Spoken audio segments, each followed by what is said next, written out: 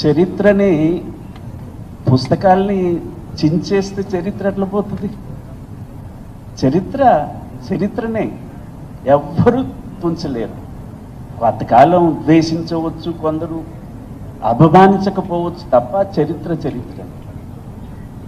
ఆ క్రమంలోనే చంద్రబాబు నాయుడు గారు అధికారంలో ఉన్నప్పుడు సహజంగా విమర్శలు ఎదుర్కొంటారు.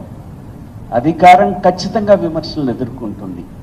కానీ నేను ఒక్క మాట చెప్పగలుగుతాను, ఇవాళ ఉన్నటువంటి పరిస్థితి, రాజకీయాలని, పరిపాలనను చూస్తుంటే నాకు ఆనాడి కన్నా ఇవాళ చంద్రబాబు నాయుడు గారు ఒక డెమోక్రేట్ అని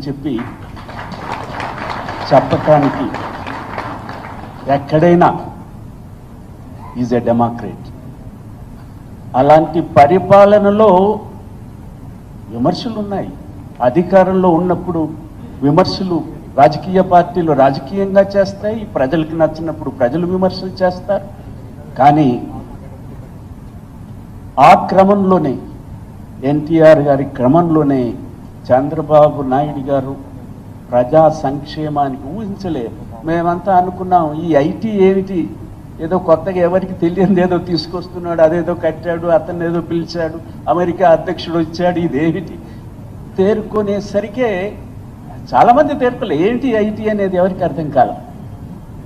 ఆ రకంగా యాక్సెస్ ఉన్న ముఖ్యమంత్రి, నేను ఎరిగిన ముఖ్యమంత్రి, ఎవరికైనా యాక్సెస్ ఉన్న నేను ఎరిగిన ముఖ్యమంత్రి, నేను చూసిన ముఖ్యమంత్రి చంద్రబాబు నాయుడు గారు.